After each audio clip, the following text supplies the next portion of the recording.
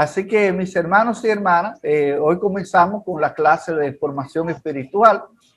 1, 2 y 3. La primera parte de esta clase tiene que ver con nuestra identidad. En la sociedad que vivimos hoy, ustedes saben que se está destruyendo todas las identidades porque el objetivo es que la gente no tenga una realidad en que apoyarse y así traer confusión, inseguridad a la gente y que la gente crea que puede vivir su vida como le plazca en este mundo y que todo le va a salir bien viviendo a su manera. Dios ha establecido los límites cómo debemos de vivir y por eso vamos a ver nuestra identidad, que es lo primero que debemos de definir para que tengamos una buena formación espiritual, cada uno de nosotros. Déjame ver si puedo compartir la pantalla ahora. Nosotros vamos a grabar esta presentación. Si alguno no pudo escucharla bien, entonces después la vamos a subir y así usted puede escucharla de nuevo. Vamos a comenzar. Miren, Pensamiento sobre el metodismo por Juan Wesley en 1786. Miren cómo Juan Wesley comenzó este escrito. Dice: no tengo temor de que el pueblo llamado metodista deje de existir alguna vez en Europa, en Norteamérica. Mi temor es que lleguen a permanecer como una secta muerta, como una forma de religión sin poder, y tal será indudablemente el caso, a menos que se mantengan firmes en la doctrina, en el espíritu y en la disciplina con los cuales se iniciaron. Miren cuál era el temor de Juan Wesley, mis hermanos. No que la iglesia metodista desapareciera o dejara de existir, sino que se le conociera como una secta muerta o como una forma de religión sin poder. Ese era el temor de Juan Wesley en ese tiempo. No sé si ustedes reflexionaron sobre esa frase y quieren decir algo sobre eso, quieren aportar algo sobre esa frase. ¿Hay alguien que quiera decir algo sobre esa frase de Juan Wesley? Bueno, pastor, John García de este lado. Sí. Él dice que el temor es que lleguen a permanecer como una secta muerta, como una forma de religión sin poder. Exacto. Y muchas veces dentro de los templos hay manifestación del Espíritu Santo y juzgamos o decimos muchas veces si es realmente el Espíritu Santo por la forma de mover. Eso en algunos casos. En otros casos hay mucha gente que aunque parece que está teniendo problemas el teléfono de John. Vamos a escuchar a Alberto Burgo en lo que John se prepara. Alberto.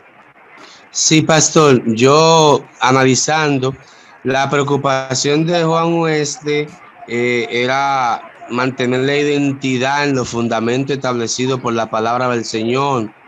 Su temor era que viniese a ser como él lo establece, y como decía John, de que viniesen a ocurrir ciertas manifestaciones y que dentro de esas manifestaciones pues entrara lo que era el legalismo, el fanatismo, y él se preocupaba por mantener una identidad clara, una doctrina sana de lo que la Biblia nos enseña y lo que él como precursor de este movimiento había establecido mediante la palabra de Dios. Esa era la preocupación, por eso que debemos de mantener nuestra identidad basado en la palabra del Señor, en lo que Dios establece de una manera firme, con firmeza y con fundamento sobre todas las cosas. Amén. No sé si John García quiere terminar la idea que estaba ahorita poniendo. Sí, pastor, lo que le decía es que muchas veces hay manifestación del Espíritu Santo dentro de los templos y somos nosotros mismos los que muchas veces juzgamos a esos hermanos cuando hay esa manifestación, y posiblemente por eso pienso que en varias ocasiones, por no decir siempre, no se le da libertad. Se frizó de nuevo. Y juzgamos eso, juzgamos a ese hermano, a esa hermana, aunque está dentro de la iglesia y somos metodistas, tienen otra doctrina y otras cosas. Entonces creo que nosotros mismos muchas veces aplacamos, por así decirlo, o detenemos el mover del Espíritu Santo dentro de la iglesia. Y según Wesley aquí, lo que dice es que o sea, el miedo de él era que se perdiera eso, el poder del Espíritu Santo. Y ese poder tiene que ver con manifestación y con cambio y transformación en nuestras vidas. ¿Cuánto, pastor? Sí, hermano, mire, la Biblia nos dice a nosotros que nosotros no podemos apagar el Espíritu. Nosotros tenemos, cuando hay alguna manifestación del Espíritu Santo en la iglesia, que puede hacer que a veces se salga de control alguna persona o lo que sea, nosotros no podemos corregir eso de tal modo que le apaguemos el espíritu a la gente. Debemos de instruirlo bíblicamente si no está correcto, pero sin apagar el fuego del Espíritu Santo. Porque la Biblia dice que todo lo que viene del Espíritu trae orden, pero a veces por mantener el orden opacamos la manifestación del Espíritu Santo. Muchas veces. Entonces nosotros lo que tenemos que tratar de instruir a la gente de manera que el fervor espiritual se mantenga en todas las cosas y el señorío de Cristo quede establecido en todo lo que en todo lo que realicemos. Y eso es muy importante. Nosotros, la iglesia metodista no es una iglesia muerta, ni es una iglesia que nació muerta tampoco, sino era una iglesia de avivamiento. Y eso debemos de mantenerlo, cada uno de nosotros, ese legado.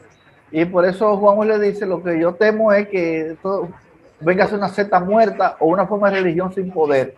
Ustedes saben que hoy en día hay mucha gente religiosa que van a la iglesia, dan diezmos, ofrendan y participan en todas las cosas, pero cuando salen de la iglesia, su forma de vida es igual que una gente que no conoce a Cristo. Entonces, a eso como él se está refiriendo. Nosotros, nuestra forma de vida cristiana, de vivir, debe ser igual tanto afuera como dentro de la iglesia. Y no que sea algún ritual que lo cumplamos dentro de la iglesia y que fuera vivamos otro estilo de vida. Eso no se corresponde con un cristiano metodista libre. Según dice Juan Wesley ahí. Pero vamos a continuar, mis hermanos, para seguir mirando lo que nos dice Juan Wesley en este sentido y ver algunas otras cosas más. Miren, Juan Wesley dice, ¿cuál es su doctrina fundamental? O sea, ¿cuál es la doctrina fundamental de los metodistas libres? O de los metodistas en sentido general. Miren, lo primero que dice Wesley aquí, que la Biblia es la verdad total y única, tanto de la fe como de las prácticas cristianas. O sea, nosotros los metodistas creemos que todo lo que necesitamos para nuestra salvación, todo está revelado. ¿Dónde? En la palabra de Dios. En la palabra de Dios. En segundo lugar, dice Juan Wesley aquí, que los metodistas creemos que la religión es un principio interior, el cual no es otra cosa que el sentir que hubo en Cristo. O sea que ser religioso no es ir a la iglesia o no es cumplir con ciertos rituales, sino es algo que usted tiene que vivirlo y sentirlo en su corazón y que se manifieste en su forma de vida. O sea, es decir, la renovación del alma de acuerdo a la imagen de Dios en rectitud y verdadera santidad. El número 2 dice aquí que esto solo puede ser forjado en nosotros por el poder del Espíritu Santo. Los que dieron doctrina del Espíritu Santo conmigo, vimos esa parte, cuál es la obra del Espíritu Santo en la vida del creyente y cómo el Espíritu Santo va formando la imagen de Cristo en nosotros. Y también dice que recibimos esta y toda otra bendición meramente por el amor de Cristo. Y que quien quiera tenga el sentir que hubo en Cristo, el tal es nuestro hermano, hermana y madre. Yo quiero decirle, mis hermanos, que usted tiene un aporte en esta parte que estamos compartiendo. Usted solamente tiene que levantar la mano. Desde que levante la mano yo lo veo. Y así le damos la oportunidad. Entonces, entonces, mis hermanos, miren, nosotros debemos de saber que esta Biblia que tenemos aquí a mano, esta Biblia que tenemos a mano, es la verdad total y única, y tanto de la fe como de la práctica cristiana. Por ejemplo, miren, vamos a poner un ejemplo ahora mismo. El ejemplo de las vacunas. Mucha gente dice que la vacuna es el sello de la bestia, que eso es el chip que le van a poner a uno para sellarlo. Ahora, mi pregunta es, ¿enseña eso la Biblia?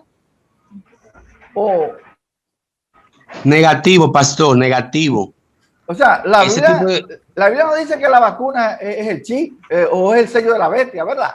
Si usted no la quiere poner, usted puede alegar cualquier cosa menos una enseñanza bíblica. Una aportación, pastor, por favor. Sí, hermano. ¿Me avisa? Sí, hable. Sí, lo primero es, pastor, que ese tipo de personas hay que doctrinarlo bíblicamente. Y lo segundo es que no puede manifestarse el sello ante el anticristo. O sea, el chi. Primero tiene que manifestarse la bestia y luego vendrá entonces el sello. Es lo que la Biblia enseña en el libro de Apocalipsis. Entonces hay personas que se están contradiciendo, aún muchos evangélicos. Entonces, no puede primero el sello antes que la bestia. Es lo que yo entiendo. Yo puse ese ejemplo porque es algo que está en la palestra pública en estos días, porque hay mucha gente que están tomando eso como una doctrina bíblica y eso no es correcto. Vamos a continuar y seguimos dando participación según vayamos avanzando, mis hermanos. Entonces, aquí tenemos otra pregunta más que ¿qué hacía a estos jóvenes diferentes a los demás? Miren, en el año 1729, cuatro jóvenes de Orfus se pusieron de acuerdo en reunirse diariamente por las noches. Todos eran miembros celosos de la Iglesia de Inglaterra y no tenían opiniones peculiares, pero se distinguían por su asistencia constante a la iglesia y su participación en los sacramentos. O sea, la primera pregunta es, ¿qué hacía a estos jóvenes diferentes a los demás jóvenes? Vamos a ver, ¿qué era lo que lo hacía diferente a los demás a ellos? ¿Quién me puede decir? Pastor, ellos estaban de se acuerdo. distinguían por su asistencia constante a la iglesia y su participación en los sacramentos. Exacto. ¿Qué más? Vamos a ver. Sara y Fausto. Tenían identidad. Identidad, pastor. Sí. Tenían identidad. Sí. Sí, aparte de eso, es que ellos celosos con su iglesia. Ellos me imagino que decían, ok, todo era lo primero para ellos, eso, quiero yo, Sí. lo que dice el texto. Entonces, hoy en día nosotros debemos ser de esa manera con nuestras, donde nosotros nos estamos congregando, o si vamos a pastorear alguna iglesia, ser de esa manera, para que ese crecimiento se vea como vemos aquí. Miren, yo quiero decirle, mis hermanos, no sé si alguien más tiene la mano levantada, pero yo quiero decirle que en esa época de 1700 en adelante, por ahí, la sociedad de Inglaterra era un caos total. Era un desorden que había. Y en medio de ese desorden, dice ahí que en el año 1729, cuatro jóvenes que estaban estudiando en la universidad en Oxford se pusieron de acuerdo en reunirse diariamente por las noches a orar y a leer la Biblia. Esos cuatro jóvenes. Entonces, dice ahí que ellos se distinguían por su asistencia constante a la iglesia y la participación en los sacramentos. Eso significa que eran jóvenes disciplinados, o sea, tenían una disciplina. Esos jóvenes, y eran celosos de la obra del Señor. Ahora, mire, en el párrafo siguiente, dice, escuchen lo que dice, en 1735, el grupo había crecido hasta 15, cuando el que los dirigía se embarcó para Norteamérica con la intención de predicar a los indígenas paganos. El metodismo pareció decrecer, pero en el año 1738 volvió a revivir. Ello ocurrió después de que el señor Wesley, a quien no se le permitía predicar en las iglesias, comenzó a predicar al aire libre. Entonces la pregunta es, ¿qué hizo Wesley cuando no se le permitió predicar en los templos? ¿Qué hizo Wesley en ese momento? Predicó al aire libre. Predicar al aire libre. Mira, usted sabe que en el principio Juan Wesley no estaba de acuerdo en que se predicara en la calle. Él decía que la predicación era en los templos que había que hacerla. Pero ¿qué pasa? Cuando él comenzó a predicar sobre el avivamiento y sobre el cambio de vida que había que tener para seguir a Cristo, la iglesia de Inglaterra, que era la iglesia anglicana, le prohibió predicar en los templos. Entonces, cuando él se vio en esa situación, entonces él dijo que de ahí en adelante los templos eran las esquinas de la calle. Y ahí comenzó a predicar entonces en todas las esquinas de la calle donde había gente. Ahí, miren, lo que hacen los pentecostales en el día de hoy, pues donde quiero te lo veo con un megáfono en una esquina, eso es lo que hacía Juan Wesley cuando comenzó el metodismo. Para que ustedes vean cómo van cambiando las cosas. O sea, lo que nosotros a veces criticamos fue lo que le dio origen al movimiento metodista. Para que ustedes vean lo importante que nosotros conozcamos nuestra historia y que conozcamos nuestra identidad. Cuando a Juan Wesley le prohibieron predicar en los templos, dijo, bueno, cada esquina de la calle es mi púlpito. Y ahí comenzó a predicar la palabra del Señor. Nos dice ahí, para que nosotros vayamos mirando, mis hermanos, que lo que están haciendo otras congregaciones, que nosotros no hacemos, fue lo que la iglesia metodista hizo al principio y lo que le dio desarrollo y crecimiento a la iglesia en ese entonces. Vamos a continuar hacia adelante. Dice aquí la pregunta, ¿cuál estrategia usó Wesley cuando el grupo aumentó? Dice, cuando unos y otros iban a consultar individualmente sobre qué debían hacer para ser salvos, les sugirió reunirse en grupo, lo cual aceptaron incrementándose el número de continuos. En el 20 de noviembre fue ofrecido el edificio conocido con el nombre de Fundery y allí comenzó 2 predicaciones diarias, una a las 5 de la mañana y otra a las 7 de la tarde, de tal manera que el trabajo no dificultara la asistencia de la gente. O sea que Juan Wesley dice ahí que todos los días hacía lo que nosotros llamamos hoy 2 cultos, ¿verdad? Todos los días. Lo hacía uno a las 5 de la mañana y otro a las 7 de la noche. ¿Para qué? Para que la gente por asunto de trabajo no se le dificultara asistir. El que no podía ir en la mañana iba en la noche al servicio, pero se estaba predicando la palabra del Señor. Porque a la cosa hay que buscarle soluciones. Si alguien tiene algo que decir o preguntar sobre eso. Mire, pastor, ahí en ese mismo tenor, como usted habla de a la cosa hay que buscarle soluciones, recordemos que al principio de la pandemia, por muchas iglesias se predicaba sobre las redes sociales. Sí. Eso era del diablo, que eso era que sí o qué. Pero con la diferencia de los tiempos, ¿verdad? Wesley, por ejemplo, en ese tiempo dijo, bueno, si empiezan a trabajar a las 7, vamos a decir, o 8 de la mañana, vamos a ponerle un culto a las 5 de la mañana. Entonces, para que le dé tiempo, luego del culto, hice a su trabajo. Y entonces otros que posiblemente no podían ir en la mañana, iban al culto luego de salir del trabajo. Ahora nosotros nos vimos en un tiempo, ahora estamos un poco más libres, pero en principio cuando esto empezó, estábamos todos cerrados. Entonces, gracias a Dios, se tomó la iniciativa entonces de esto de las redes sociales para predicar la palabra de Dios. Y en ese tiempo, estando encerrados, muchas personas aceptaron al Señor y era por medio de las redes sociales. Amén.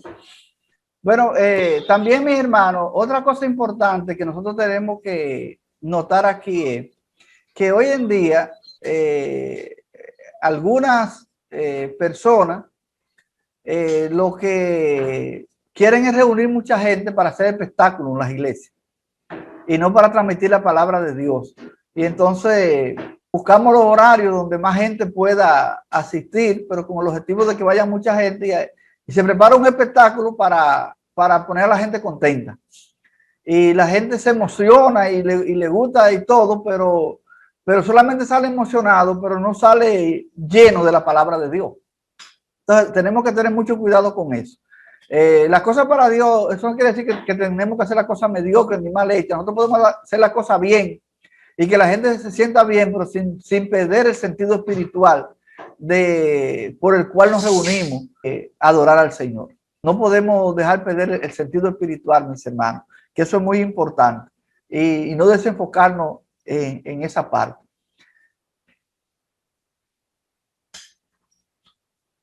Mira, aquí en esta parte, ¿cómo era el culto organizado por Juan Wesley?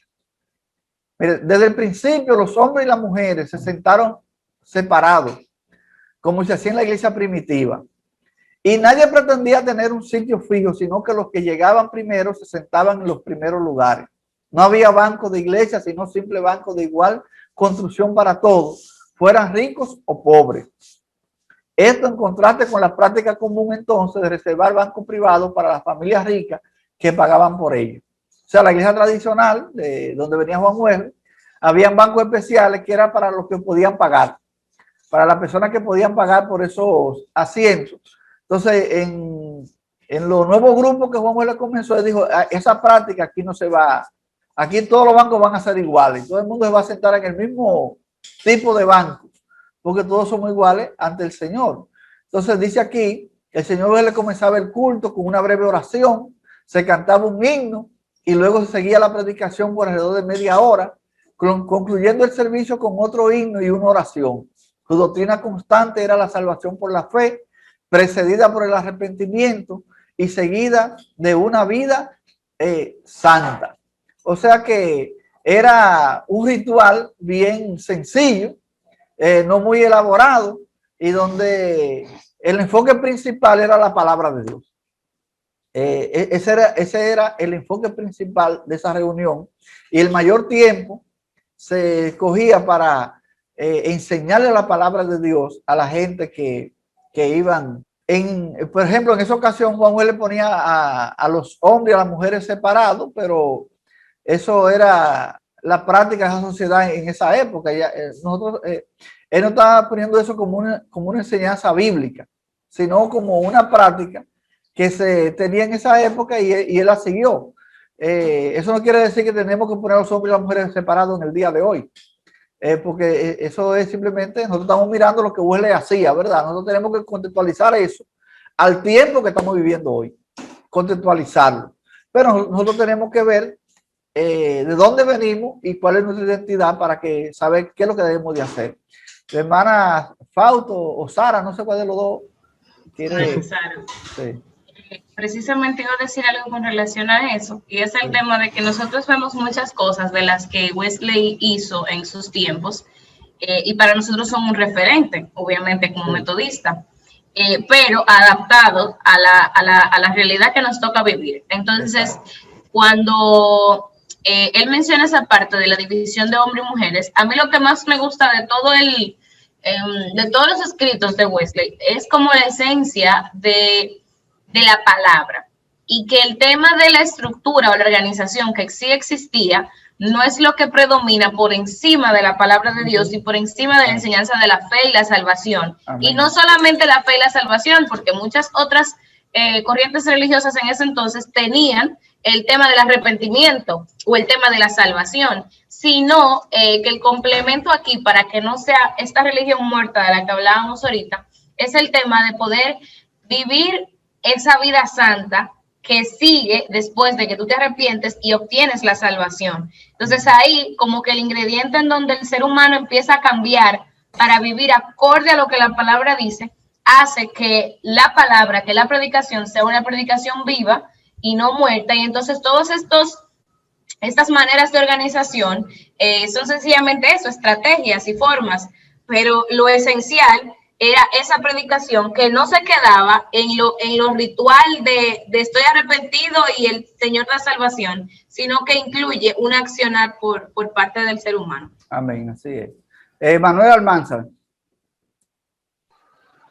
Sí, pastor, era sobre eso mismo que estamos hablando, de que Juan Wesley usaba la estrategia, o sea, por las circunstancias que se presentaban en ese tiempo. Ahora en el tiempo de nosotros, ahora en las circunstancias que nosotros estamos viviendo, utilizamos las redes sociales, utilizamos varias formas de las redes sociales para predicar el evangelio o para mandarle una prédica a un hermano, un amigo que necesite la palabra. Yo recuerdo que hace 2 días había una pastora que decía que no estaba de acuerdo con las oraciones enviadas por nota de voz. Pero esa es una herramienta y una estrategia que ahora mismo, las circunstancias que nosotros estamos viviendo por la pandemia, esa es una estrategia que nos ha permitido las redes sociales. Entonces, es un medio que nosotros encontramos en las redes sociales para poder predicar la palabra, para poder ayudar y llevar el evangelio a otras personas o llevar una palabra de aliento. Entonces, vemos en la vida de Juan Wesley y de sus pensamientos que él utilizaba estrategia por las circunstancias que le presentaban el momento que él estaba viviendo o el momento que estaba viviendo la sociedad en ese entonces, en ese tiempo. Amén. Yo quiero decirle, mis hermanos, que nosotros tenemos que, cada vez que vamos a enseñar algo de la palabra, hacer una exégesis bíblica. Cuando usted llama a una gente por teléfono y ora con ella por teléfono, eso es una nota de voz que usted está haciendo, porque usted no está presente con la persona ahí. Entonces, si usted graba una oración para usted enviársela a alguna persona orando por ella, y usted está usando ese medio tecnológico de manera adecuada para bendecir a otros, porque tal vez usted no puede estar presente donde ella está, porque está lejos, usted no se puede mover o lo que sea, pero si la persona ve que usted lo tiene pendiente y tal vez Dios lo movió a usted a orar por esa persona y esa oración le llegó en un momento específico. Entonces nosotros, además de eso, ¿dónde dice la Biblia que es pecado que usted haga una oración por nota de voz? Eso es lo primero que tenemos que preguntarnos, si la Biblia dice que eso no se puede hacer. Porque nosotros, ¿qué fue lo que vimos al principio aquí? Que la Biblia es la norma de fe y conducta del metodista libre. Entonces, nosotros tenemos que someter toda la palabra de Dios y de ahí sacar nuestra enseñanza que nosotros vamos a compartir con los demás. Lo preferible es que nosotros tengamos un contacto físico con la persona para hacer cualquier cosa, pero si no podemos hacer contacto físico, tenemos que usar los medios que tenemos a mano para nosotros llegar a la gente. Eso es imprescindible. Vamos a continuar, mis hermanos, viendo Pastor, los pensamientos. Dígame. Pastor, una cosa que posiblemente pasa desapercibido ahora, porque ya nosotros lo hacemos así, pero dice ahí en lo que se leyó, en el material, de que Wesley, por ejemplo, tenían bancos iguales para todos. Sí. Y para nosotros puede ser normal ahora, pero usted dijo también, y eso lo hemos estudiado en otras materias, que en la iglesia se pagaban por los bancos en primera clase o algo así. Entonces, eso de tener bancos iguales para todo, en ese momento impactó mucho al que entraba a ese templo, ¿verdad? Eso era una revolución espiritual. Exactamente, que nosotros vemos ahora sencillo, pero realmente hubo un choque muy grande. Porque de yo venir a tener que pagar para sentarme delante en una iglesia, y aquí simple y llanamente era llegar y me sentaba donde yo quisiera, y nadie me cobraba y nadie me decía nada. Eso es una revolución espiritual, como usted dice. Sí. O sea, volviendo a los fundamentos del cristianismo que Jesús enseñó. O sea que nosotros tenemos que hacer cosas, hermano, que no nos parezcamos al mundo. Nosotros no podemos estar imitando al mundo. Y entonces a veces nosotros incluimos prácticas en las iglesias que queremos imitar lo que el mundo hace. Y debemos de tener cuidado con eso. Tenemos que tener mucho cuidado. Vamos a seguir hacia adelante para que sigamos comentando este material porque está muy interesante. Miren, aquí ahora, ¿qué solución buscaron a los primeros problemas que se le presentaron? Miren, el problema que se le planteó al incrementarse el número de personas interesadas fue la dificultad para mantenerlos unidos. Dado que de continuo se dispersaban de un lado a otro. Pero cuando menos lo esperábamos, Dios proveyó la solución también para eso. Un año o dos después, el señor Wesley se reunió con el jefe de la ciudad de Bristol y le preguntó: ¿cómo pagaremos la deuda que pesa sobre la casa de predicación? El capitán Foy se puso de pie y dijo que cada uno de la sociedad dé un penique por semana y fácilmente se logrará esa meta. Vamos a continuar con la otra diapositiva para que entonces veamos la solución. En eso alguien comentó: pero es que hay muchos que no tienen ni un penique que no tienen ni un penique para dar. Es cierto, dijo el capitán. Así que asígnenme 10 o 12 de ellos, que den lo que puedan semanalmente y yo supliré lo que falta. Varios de los otros presentes hicieron la misma oferta. Entonces el señor Wesley decidió dividir a la gente en grupos de unos 12, a lo que denominó clase, designando a los que se habían ofrecido para ayudar como líderes de cada grupo. Entonces, cuando se le presentó el primer problema de cómo debían de pagar el local donde ellos estaban reuniendo, ¿cuál fue la solución que se presentó? Vamos a ver, ¿cuál fue la solución? Oh, pastor, que cada uno diera un penique y así de forma fácil, dijo Wesley, bueno, se va a resolver porque si cada uno da uno, ya con esto lo tenemos. Pero se presentó otra situación ahí mismo y era que había muchos de ellos que no podían ni siquiera dar un penique.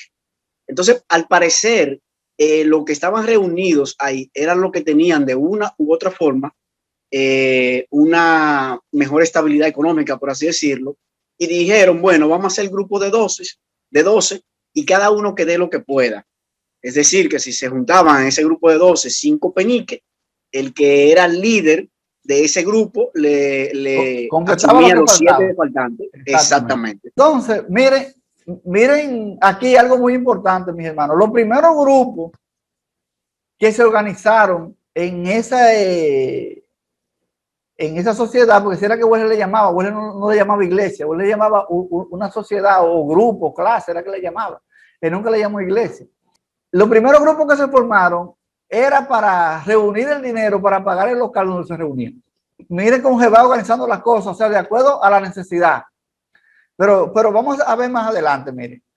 Miren lo que dice aquí. No mucho tiempo después, uno de estos encargados informó al señor Wesley que en su visita a alguna de las personas a su cargo se encontró con uno peleando con su esposa y en otra casa con uno completamente ebrio o borracho.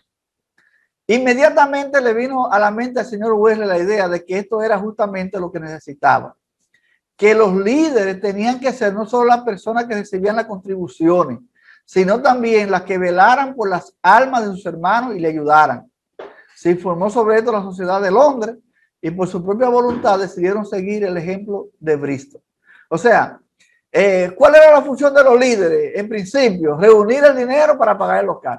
Entonces, después, cuando Wesley se dio cuenta de los problemas que habían, entonces él comenzó a preparar a esos líderes para que le dieran seguimiento espiritual también a la persona sobre la cual ellos tenían responsabilidad. O sea, según fueran descubriendo algún problema o alguna necesidad en la gente, que ellos le pudieran ministrar la palabra de Dios y pudieran ministrar en liberación también. Y ahí se fueron formando lo que llamamos hoy grupo, célula o clase o grupo de oración, como nosotros le llamamos, se fueron formando y así el grupo se fue expandiendo cada día más. Para que ustedes vean, la primera función de esos líderes era recaudar el dinero para pagar el local.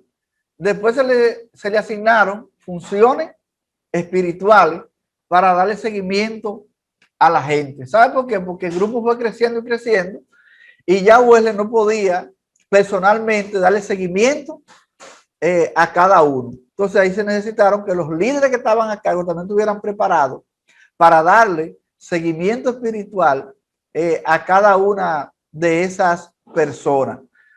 Para que ustedes vean que la iglesia se van organizando de acuerdo a las necesidades que se van presentando. O sea, usted no puede hacer una estructura, una iglesia para responder a una institución o para responder a que yo tengo que tener esto. Usted tiene que definir cuáles son las necesidades que hay en su iglesia y entonces hacer una estructura para responder a las necesidades que se vayan presentando para usted ministrar la palabra de Dios. Y eso lo aprendemos de los primeros metodistas aquí con Wesley, ¿verdad? Eso es muy importante.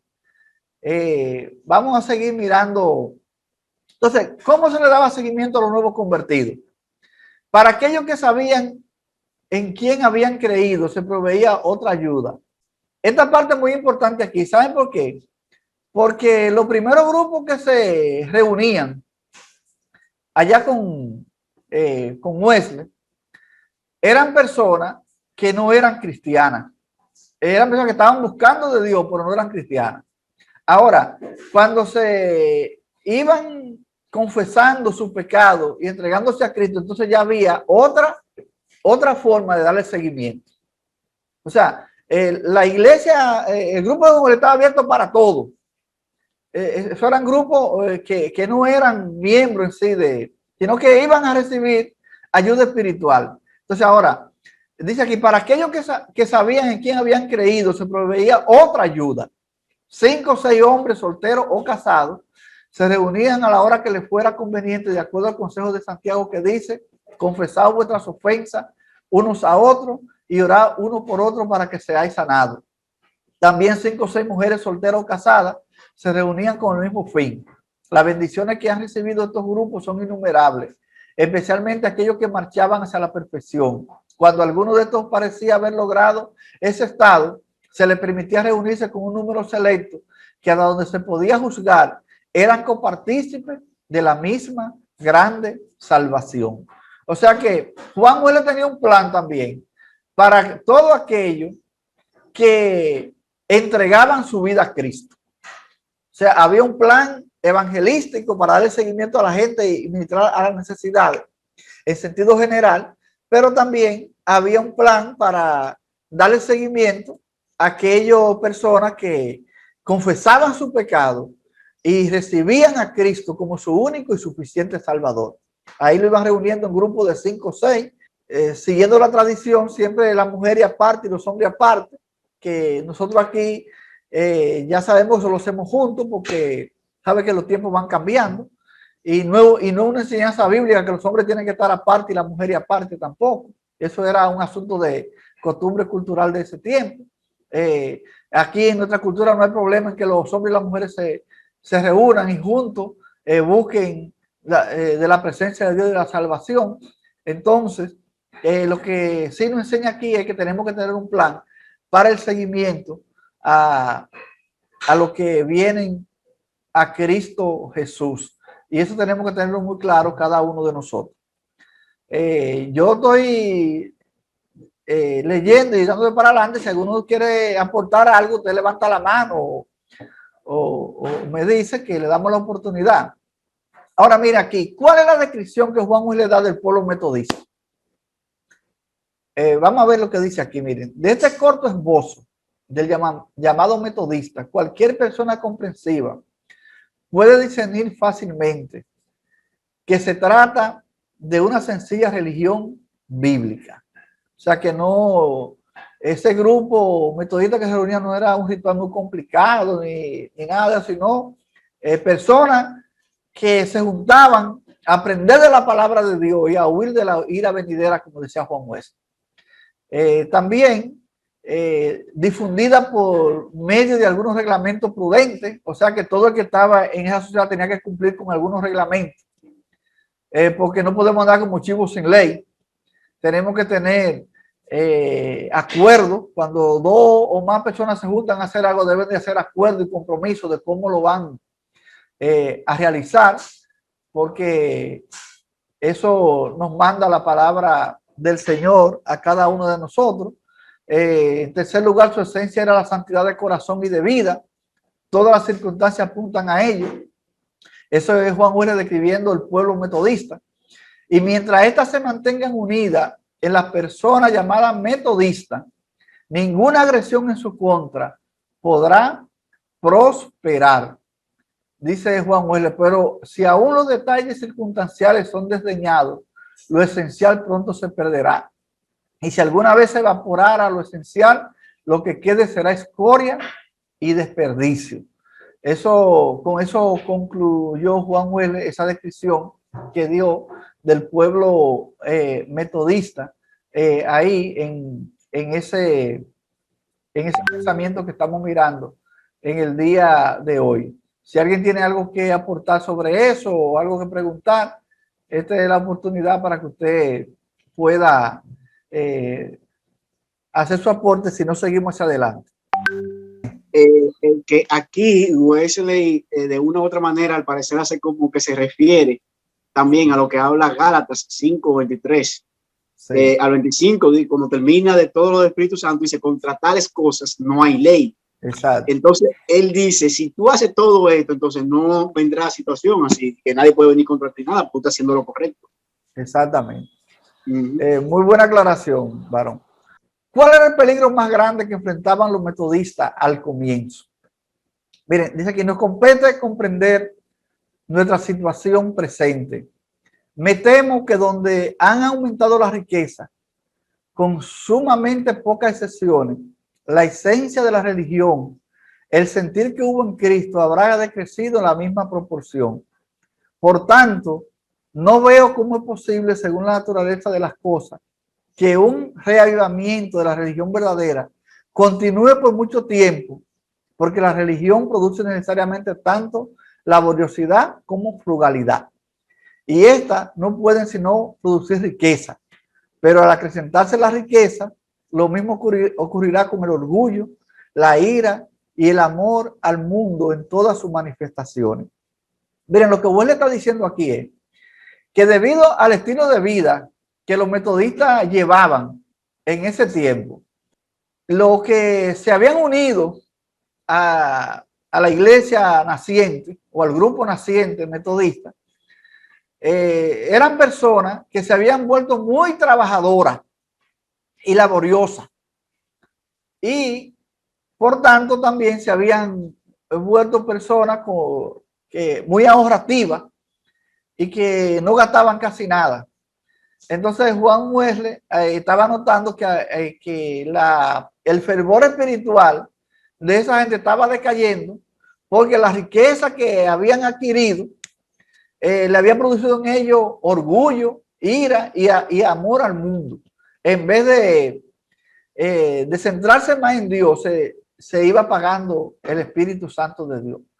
Entonces Juan Wesley dice que el peligro que enfrentaba el movimiento metodista al comienzo era ese, de que la gente pusiera su corazón en las cosas materiales que Dios le había proveído, y no siguiera con su corazón puesto en las bendiciones espirituales que habían recibido en Cristo Jesús, el Hijo de Dios.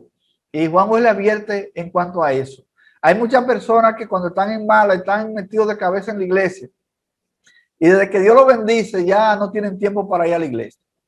Hay gente que usted dice, ¿y por qué tú no vas a la iglesia? No, que tengo mucho trabajo. Bueno, pues vamos a orar para que Dios te quite trabajo, para que no te pierdas. Eso deberíamos orar así, porque cuando no teníamos trabajo estábamos orando para que Dios nos diera trabajo. Ahora Dios nos bendijo, ahora no podemos ir a la iglesia porque Dios nos bendijo. Entonces, eso es como una contrariedad, ¿verdad?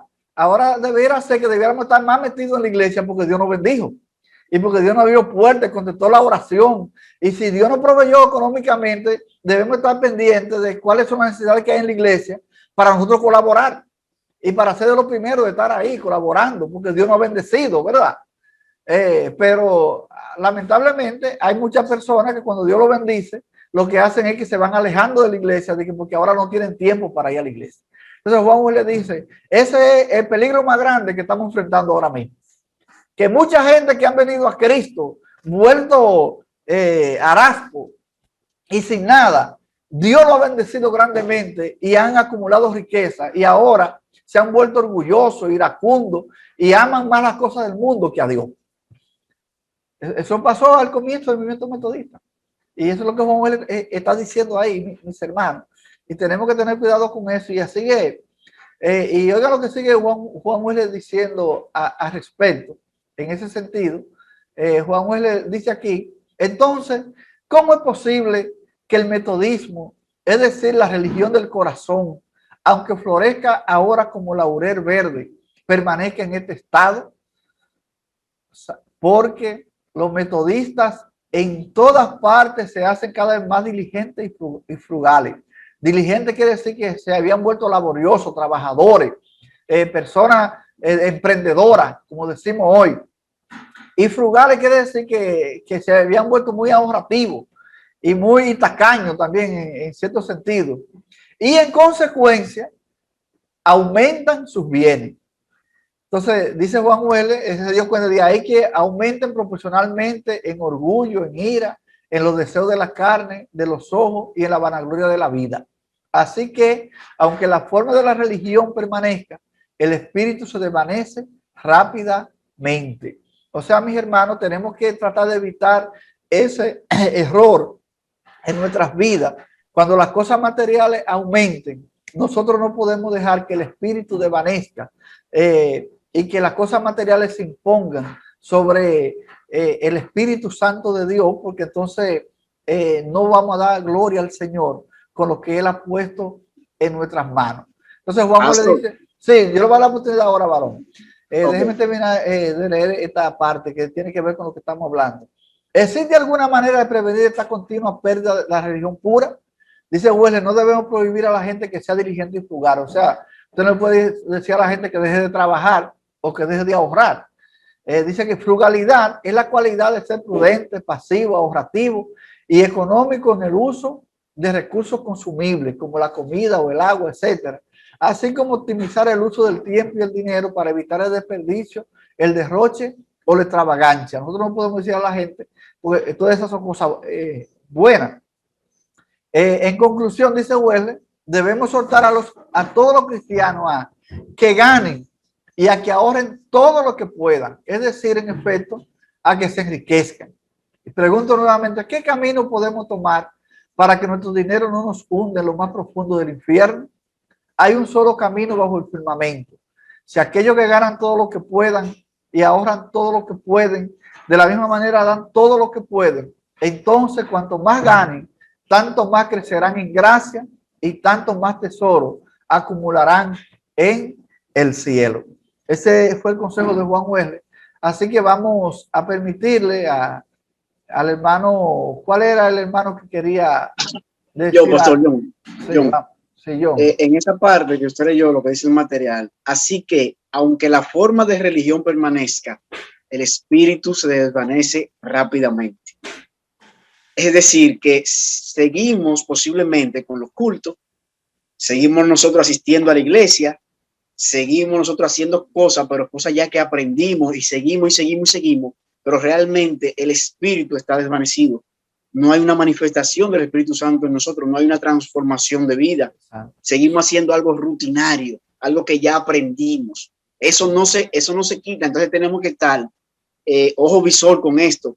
Porque los miembros siguen la iglesia, con muchos miembros posiblemente los domingos, ¿verdad? Los días de culto, seguimos haciendo actividades, porque la forma de religión permanece, pero entonces el espíritu se desvanece. Ahora, ¿qué sucede? En la iglesia siguen habiendo milagros, el Señor sigue respondiendo las oraciones, hay transformación de la vida, entonces debemos tener un equilibrio entre ambas cosas y no solamente permitir que sea la formalidad del culto. Amén. Amén. No, mire, y eso es muy importante, mis hermanos, porque el problema es que muchas personas, después que tienen cierto tiempo en la iglesia, se vuelven ritualistas en la iglesia. O sea, ya van a la iglesia porque tienen ahí amigos que se sienten bien con ellos, porque les gusta lo que se hace en la iglesia. Y porque siente como que cuando está en la iglesia se siente acompañado y no se siente solo, pero como que ese amor por la obra de Dios como que no está presente. Entonces esas personas cuando vienen los tiempos difíciles son las primeras personas que el diablo engaña. Y decía, no, pero ese hermano venía siempre a la iglesia, no se pedía un culto y siempre estaba presente. Y qué raro que ahora anden eso. Entonces Juan le dice que hay muchas personas que la forma de la religión permanece en ellos, pero el espíritu se ha desvanecido porque han puesto más su corazón en las cosas materiales y en las cosas que Dios le ha dado o cómo Dios lo ha bendecido, y se han olvidado de seguir cultivando y desarrollando su relación con Dios. Que esa es la clave. Que ese cultivo de la relación con Dios no puede parar. Eso es parte de la formación espiritual. Ese tipo de gente, cuando hay una manifestación del Espíritu Santo en la iglesia, son los primeros que comienzan a criticar también, comienzan a apagar el espíritu y comienzan a ver eso como algo raro. y a veces se sienten hasta avergonzados. Mira ese danzando o hablando en lengua o haciendo, o sea, porque para esa persona ya eso es algo raro. Entonces nosotros tenemos que salir de ese espíritu de tradicionalismo y meternos en el mover del Espíritu de Dios, en el mover del Espíritu Santo de Dios. ¿Hay alguien más que quería decir algo? Yo quiero decir algo, profe. Sí, diga, hermano Arsene, hable. Sí, lo que voy a decir, o sea, como yo le dije ahorita, es que yo no he leído el material, pero es importante que aprendamos algo sobre nuestra identidad como metodista. Pues vemos que en ese tiempo hay mucha diferencia. Hay mucha diferencia porque de antes, o sea, aprendimos algo cuando la gente, o sea, aceptaba a Cristo, entonces ellos dedicaban su tiempo, como su cosa material, como no tenía mucha importancia, de tal manera que ellos daba importancia a la cosa de Dios, que ellos entregaban por completo. Entonces, ya vemos que ese gran esfuerzo que Juan Wesley hizo, pero también de acuerdo al momento que él vivía.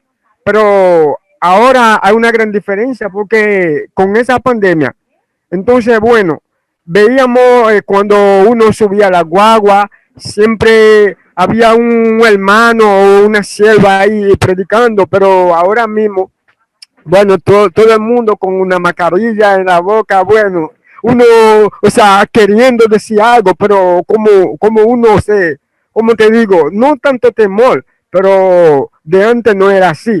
Entonces, hay algo que dijeron ahorita, entonces, una vez yo tuve que hacerlo. Entonces, yo estaba orando, pero yo sentí que el momento que yo vivía, como yo quería que otro viviera, de una vez yo agarré mi celular, entonces grabé esa oración porque yo verdaderamente sentí la presencia de Dios. Entonces, después que yo grabé esa oración, yo tuve que distribuirla en todos los contactos que yo tenía. Entonces, después la gente me felicitaba mucho, me decían gracias, porque la oración impactó mucho. Entonces, hay una gran diferencia, pero también a través del contacto podemos hacer muchas cosas y también a veces usted quiere decir algo, hay alguien que no tiene su contacto. Entonces también tenemos que orar también por la iglesia de Dios, porque en ese momento hay mucha gente que se apaga, ¿me entiende? Pero es importante, como usted dijo ahorita, no deje de apagar el Espíritu Santo, pero hay una gran diferencia. Como movía de antes, entonces ahora nomás con esa pandemia hay mucha gente que siente mucho temor. Entonces, imagínate con esa hora de toque de queda. Uno quiere ir a la iglesia, a veces en el momento que empieza el culto, entonces ya la gente viene del trabajo, no puede ir al culto. Entonces, lo que yo me sugiero es orar mucho por la iglesia de Dios, por el mundo entero, para que no se apague el Espíritu Santo. Esa es mi participación. Dios le bendiga. Manuel. Pastor, como decíamos, eso nosotros vemos aquí que eso es un mar que viene desde los tiempos de Juan Wesley, donde los hermanos, cuando, como usted decía, después que Dios lo bendice, entonces se enfrían y dejan, ya no tienen ese, o sea, no muestran esa necesidad y esa dependencia de Dios y dejan de ir a la iglesia. Y si van, lo van, como decía John, que era una rutina para cumplir, porque ellos creen que yendo ya están haciendo lo mismo que hacían antes cuando tenían la necesidad, que iban con ese fervor y ese amor. Pero se le olvida que Dios escudriña los corazones y ve y sabe qué usted tiene en su corazón. Otra cosa, ¿por qué ellos se enfrían en la iglesia y enfrían el Espíritu Santo? Porque se enamoran de la bendición, pero no se enamoran de quien le dio la bendición. No se afirman más en quien le dio la bendición, sino en la bendición material pero se le olvida que esa bendición material puede también terminarse, acabarse.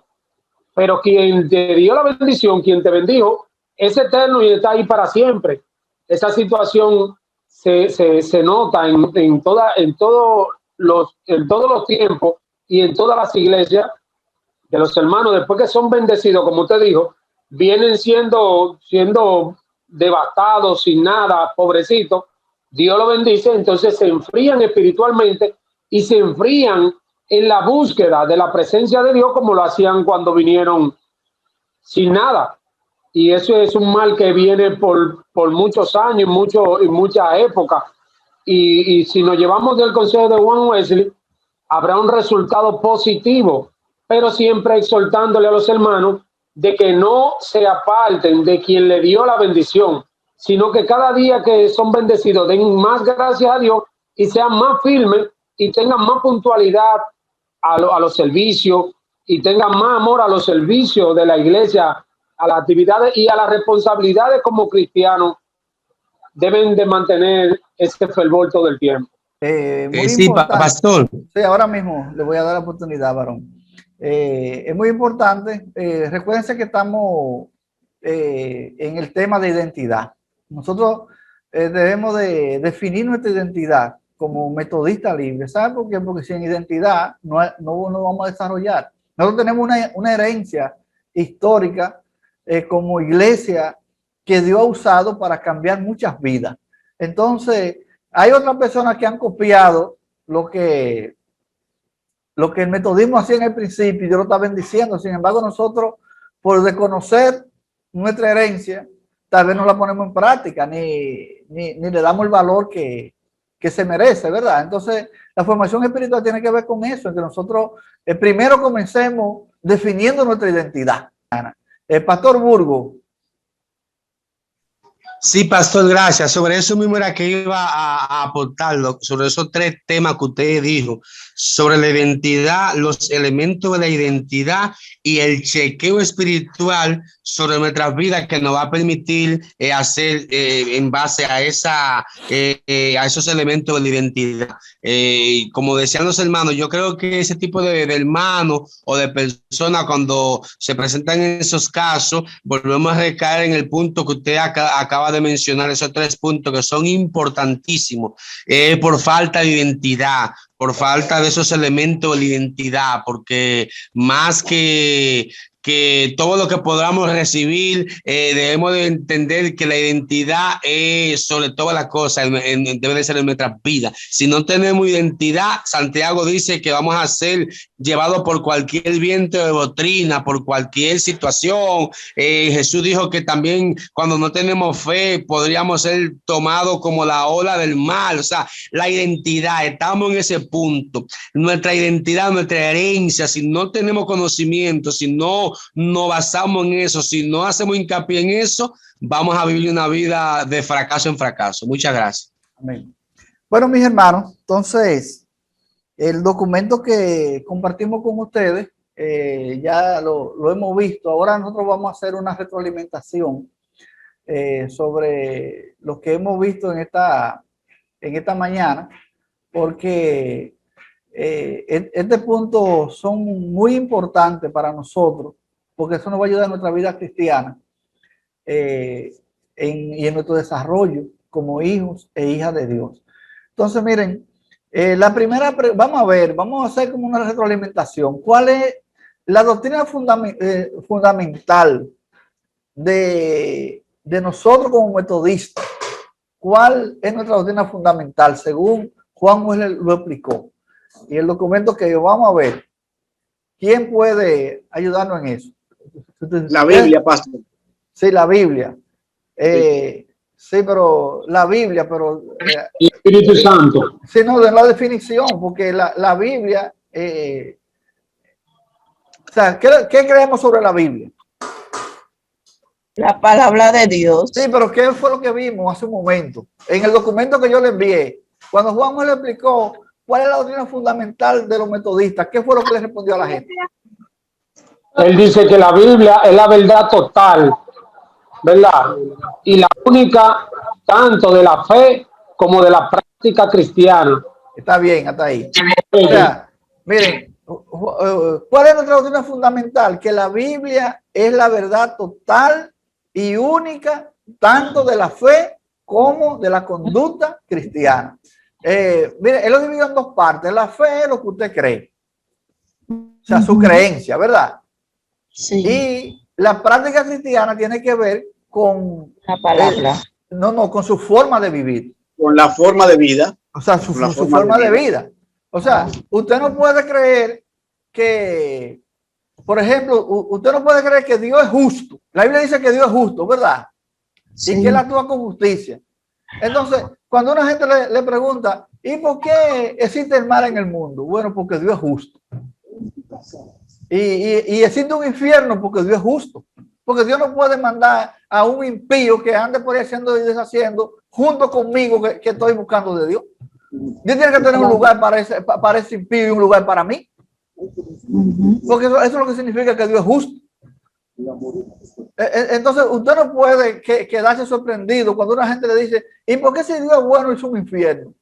Sí, ¿sabe por qué hizo un infierno? Porque también es justo. Hay dos caminos.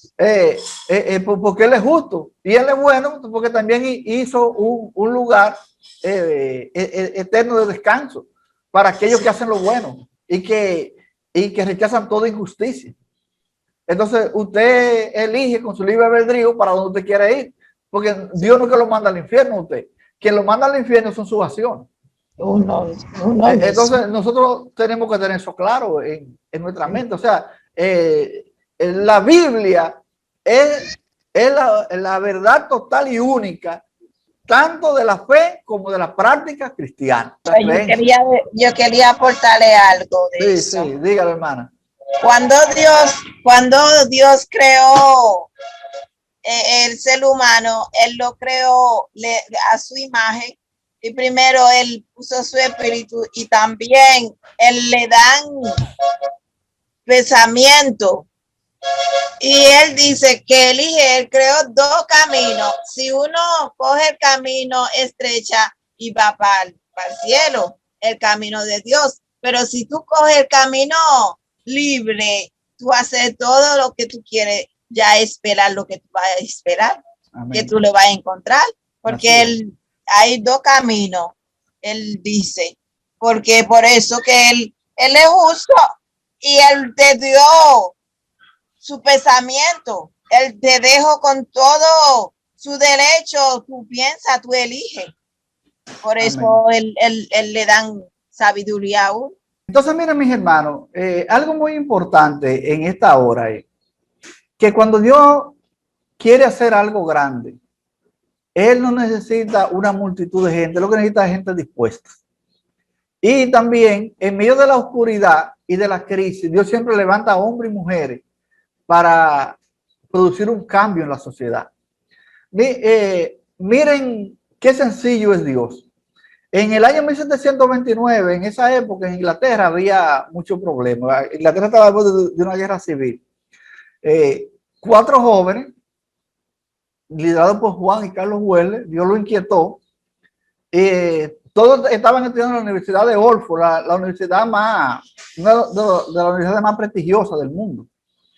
Actualmente, que mucha gente quiere estudiar ahí, porque es una de las universidades más prestigiosas, y esos jóvenes estudiaban ahí, en esa universidad. ¿Y qué ellos hicieron, esos jóvenes? ¿Qué ellos hicieron? Algo sencillo, ellos se reunían toda la noche a orar. Eso fue lo que ellos hicieron. Ellos no hicieron más de ahí. Ellos se reunían a orar y a estudiar la Biblia. Entonces, ¿qué pasa? Como ellos se reunían a orar y a estudiar la Biblia con esa regularidad, eso se veía raro entre los demás juventud. ¿Sabe por qué? Porque los jóvenes cuando salían de la universidad, ¿qué era lo que hacían? Se iban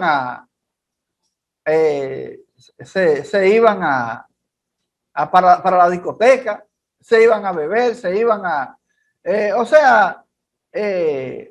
hacer, usted sabe cuántas cosas hacen la gente cuando no tiene Dios en su corazón. Pero estos jóvenes, en vez de hacer eso, ellos se juntaban a orar. Pero además de eso, además de ellos juntarse a orar en la universidad, que lo hacían en la universidad, ellos, dice ahí, que asistían regularmente a la iglesia y participaban de la cena del Señor. O sea que ellos tenían un compromiso con Dios y ellos marcaron la diferencia para esa generación. Entonces, en el tiempo que estamos viviendo, la pregunta es, ¿qué nosotros podemos hacer para marcar la diferencia en esta generación que estamos viviendo?